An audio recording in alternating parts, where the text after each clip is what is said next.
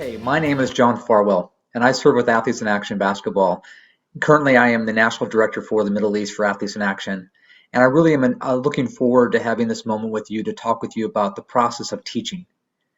As basketball coaches, we are educators. We are trying to teach people how to play the game that we most enjoy. And the teaching is an art form. It is a skill that's developed, it's a skill that grows over time. The definition of a coach in English is actually taken from the image of a stagecoach. A stagecoach would pick people up, take them to the desired destination, and then safely drop them off. That's what a coach does. We take our athletes that are trying to learn the game of basketball, help them understand how to play it, so they can have success in the game they claim to enjoy. That's the art of coaching. That's the art of teaching. Over the past 30 years, I've had the privilege and opportunity to coach Division I basketball, professional basketball. I've been a head high school coach, head college coach, and head coach professionally. I've enjoyed all these opportunities to learn what it means to coach basketball in many different environments with many different opportunities to adjust to circumstances, both with material things like numbers of basketballs or etc. So this 30-year journey of coaching has forced me to be very adaptable and learn how to teach in different environments. I don't want to ever assume, since this video is being broadcast and shared all over the world, that there are many different ways in which people learn across this globe. So there's not one way in which to teach. So some of these are just principles that you can adapt and tweak and adjust to your cultural environment wherever you are. But just think of them in terms of organizing a practice plan and how to go about the art of teaching basketball. Now, in general, I don't know what you have to work with. You may be a coach that has one basketball and 15 players, and what do you do? You may have 10 basketballs and 9 players. What do you do? I don't know your circumstances. All I do know is it just requires a great deal of creativity, and not to focus on what we don't have, but to focus on what we do have and how to make the most of it. In general, a good teacher is somebody that's going to talk about a subject and come back around and reinforce it many times over. So the hard part about coaching in terms of basketball is we have two different tracks we've got to run on. We have the individual skill development part, which we know makes up what a basketball player can do physically as a player. And then we have the team aspects of how do we organize our team as a whole. And so those two different tracks can be joined together or they could be separate. It doesn't matter. But oftentimes, as we know, that the individual skill instructions is not always going to happen in the midst of a team practice session, especially if you have limited time. That's going to have to happen outside of team practice times potentially. So the challenge is, how do we organize and structure a practice where both those things are happening? And the big thing as a teacher, and having coached for Athletes in Action for the past 24 years, I've been over into 30 different countries. And one of the greatest challenges in coaching in different environments around the world is understanding the value of repetition, the value of skill development, the value of concept development of a team, and that a coach is not going to come in and give a quick fix. I've been offered many jobs and opportunities over the years to coach professionally. Some of them have invited me to come in mid-season to take over a team, and I'm like, I don't do that. I'm not somebody who's going to come in with a magical clipboard who's going to draw up a play and all of a sudden we're going to win. My job is to teach players how to play and develop good skills and habits so that they can win. And that all happens in the preseason and then is reinforced throughout the entire course of a season. And that's really the challenge, is that there is no quick fix to becoming a good basketball coach. Now, your team may be blessed with more talent than your opponent, and then you're most likely going to win if all things are being equal. And yet sometimes you have a team of lesser talent, and then how do you figure out how to beat somebody with more talent? And those always are going to come down to skills, unity, how well your team is functioning together as a team, and how well organized they are to prepare to take advantage of what they can do and not what they can't do. That is the art of coaching. So when I sit down and look at a practice plan, I try to evaluate things based on how many guys are supposed to be there, what do I have to use, and then the big thing is, how do I maximize all of my time and space so that I don't waste time and space in terms of how do everybody get active in a drill and we don't have people sitting around watching? How can I get people to be everybody being engaged, whether it's stations or whether it's quick drills where people are rotating in quickly, so no one is just sitting and watching. Oftentimes, I'll see a practice where there'll be 10 players and 4 coaches, and they have a whole gym, and they're all watching 5 players walk through an offense. Why not split the guys up and have half the guys running on one end and have the other half running on the other end? There really is just trying to figure out how to keep everybody engaged, growing, and learning. Now, I realize that maybe your assistant coach who's watching the other end of the court is not going to be as proficient as you are in terms of what you're trying to do, but it still provides an opportunity to grow, and it's better than just standing around and just watching. So in general, when I look at a practice plan, I try to, again, think about all the circumstances. Who's supposed to be at practice today? What do I have today? I even try to think up different teams or matchups I want to have ahead of time so that I'm not making that up as we go into practice, so that I can be as efficient and effective with my communication when we're going from one drill to the next. I also try to think through if I'm going to introduce a new drill or introduce a new play in particular or a scheme, then I want to walk through that new drill or scheme or play pre-practice, i.e. before they warm up, before they get going full speed. So then you would gather everybody together and do your pregame, your pre-practice conversation, and then break up into and walk through whatever you want to show them, and then transition into working into going to full speed. But once the players are warmed up, as how do you keep that energy going, and how do you not have them stop and sit and listen to something for 5 or 6 minutes, where they have to cool down and have to warm back up again. So some of it also too is just the efficiency of their bodies and understanding how to keep things going, and that just makes for an enjoyable practice from a player's perspective, so that they don't get hot and cold, hot and cold. Now, if you're working with younger players, that's not going to be as much of an issue. However, the older players you work with, that kind of stopping and starting is not good for their bodies as much. And they'll let you know about that because it just is not a very efficient or effective for them as players. And they'll know that. Their body will let them know. So thinking through, what do I want to walk through pre-practice before we get into practice? And then I typically follow something that I've gotten from my years in coaching in college, of starting off with playing 1-on-1, 2-on-2, 3-on-3, 4-on-4, 5-on-5.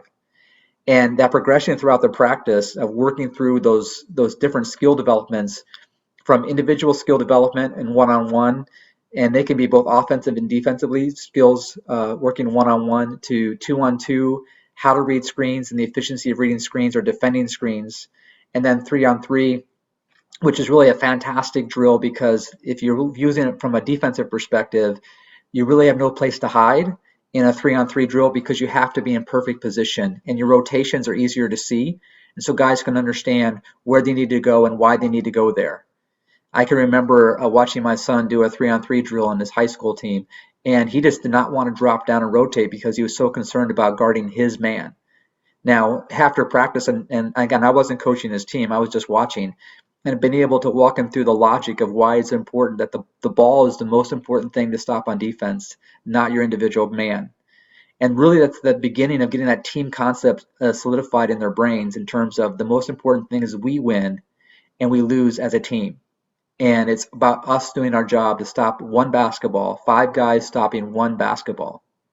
And then going into 4-on-4 drills, they are all kinds of drills, but typically my 4-on-4 drills are all defense oriented, and then leading to finishing practice in 5-on-5 situations.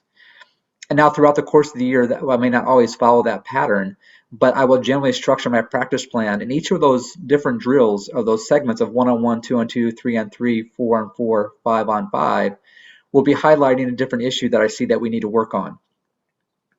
That process of doing that is really what I'm working on towards in trying to address a specific issue with a team in areas that they need to grow. Now, the art of coaching, the art of teaching. What do you do if your players are not getting what you're trying to teach them? I'm limited by only the knowledge I have of basketball and my ability to communicate that to other people. And my players are limited by what they can receive. And so I have to figure out who I am and what I know and what I can teach. At the same time, what can they absorb and what's the process of how much they can absorb at one time. And so sometimes it requires patience.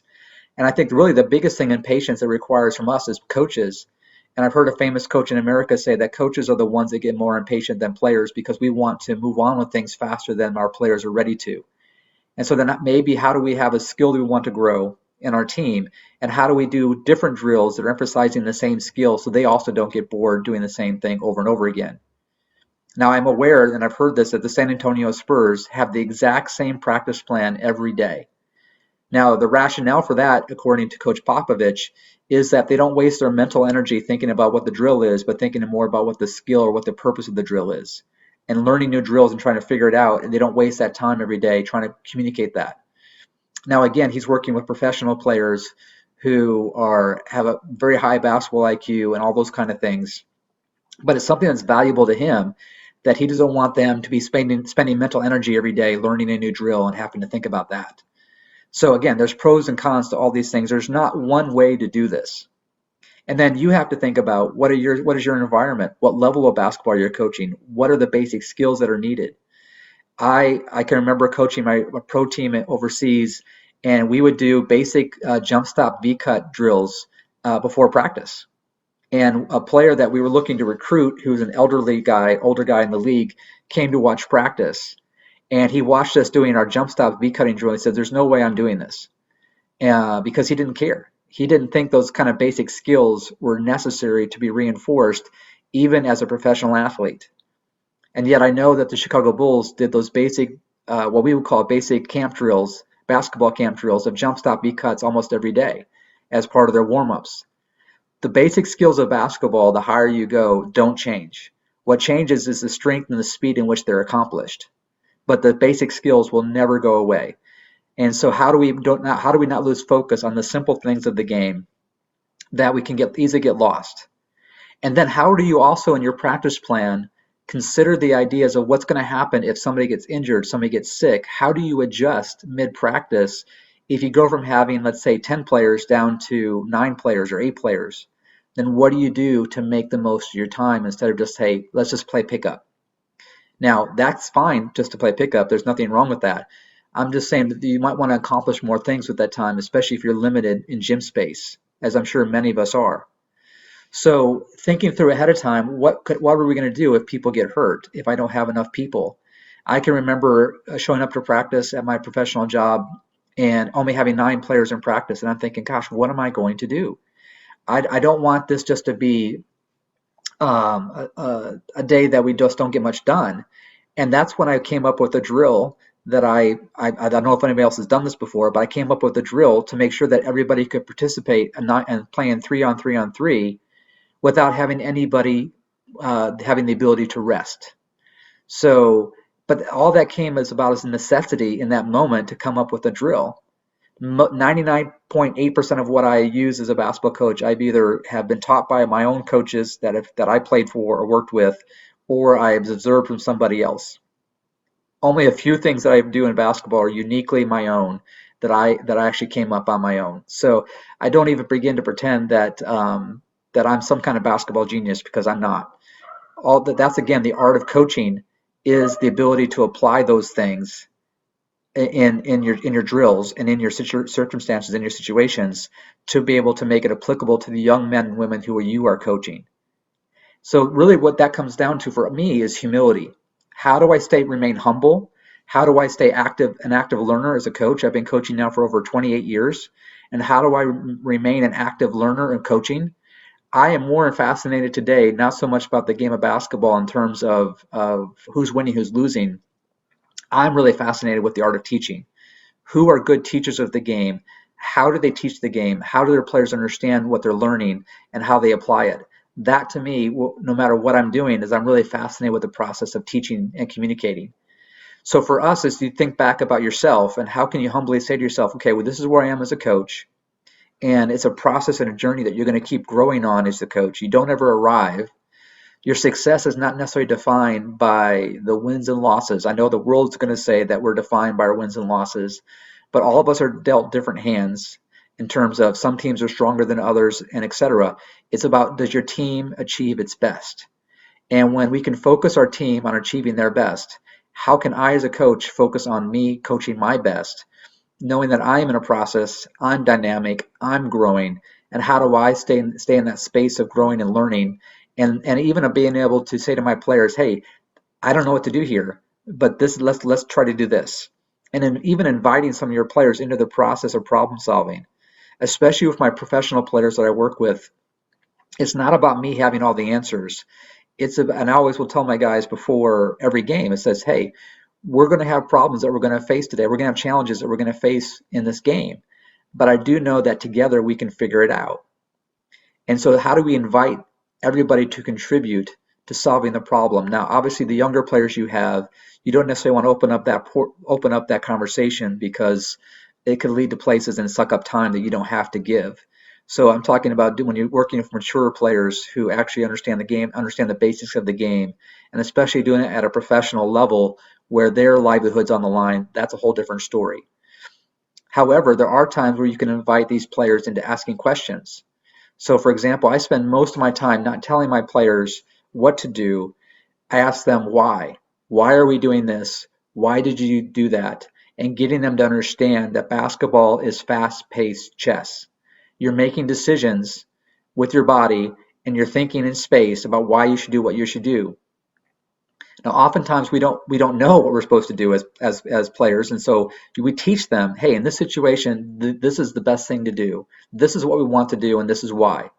And when they can understand the why, that's when you know that teaching's really happening, because then they can also help other players understand the why as you're putting together your system and understanding your philosophy of basketball. And again, there is so many ways to win at basketball, and you have to find the one that's comfortable for you. So I hope that as you think about your practice plan and being a teacher and understanding the process of teaching, how challenging it is, but a lot of these challenges can be thought through before you come to practice, as you write out your practice plan, as you think about the most important things to accomplish with the day. And then how do you as a teacher keep coming back to the things you want to teach? Do I introduce a walk through a play at the beginning of practice? Then after a water break, do I walk through that same play again and then come back and do it live 5-on-5? Those are some of the different ways that you touch on something 3 or 4 times in one practice, and not expecting that these guys are going to get it after walking through it one time, and certainly not understanding the why of what are you trying to accomplish in the play, because every basketball play involves timing, spacing, and continuity. Those three elements are always going to be engaged in any basketball situation. And if you understand the language of basketball, then you can look at any offense and understand why they're doing what they're doing, or at least it will make sense. I tell my players that I want them to be able to walk into any gym around the world and understand the basic concepts so that they can decode an offense, both as a offensive player, understanding what to do as a player, but also as a defensive player. You can pretty much then guess why things are happening and what the next logical opportunity is on the court and where you should be defensively. So truly understanding the basics of basketball is like a foreign language. And when you understand that, then you can help discern and decipher lots of different situations. And teaching your players to understand that is huge. That's probably as I coach at higher levels of basketball, I spend more time coaching guys between the ears and how they see themselves and how they see the game than anything skill development wise. Usually by that point, the skills are pretty much there, and they either need to be polished or maybe add on a skill. But really, it comes down to the mental approach to the game of basketball in terms of who they are. Now, that can start at a young age. It does not have to wait till you're working with professional players. But getting guys to think about the game of basketball at a higher level by asking questions is a huge process in teaching them to understand the game of basketball. And that's the enjoyable part. When you see the light bulbs go off and you get them to start understanding what they're doing and why they're doing that. One of my greatest moments in coaching is playing for a championship, and I was turning my back to talk to a player, and I turned around and saw our guys call the exact right play and execute it all on their own without me leading it. And that's when you know that you have arrived, when they understand it, and that play actually ended up sealing the deal for the game. So that was a huge moment for me to realize, hey, they're getting it. It's good. So as you think about this, think about being a teacher and think about the art of teaching and think about your different environments you have. Think through what resources you have, how much time you have, the number of players you have, how can you get everybody engaged, how can you ask questions of your players so they start to think the game, and how can you continue to reinforce the very basic skills that will make up any basketball program. No matter what you're doing, these basic skills are going to be there. There are thousands of videos on the basic skills of basketball that you can do with your players if you don't know what to do. And so there's plenty of resources out there. And then the desire is, how do I apply that to this particular situation? So I hope this is helpful for you as you think through the art of being a coach. And please feel free to contact me if you've got questions. And I hope that this will help you grow your program to be where you would like it to be. Thank you so much.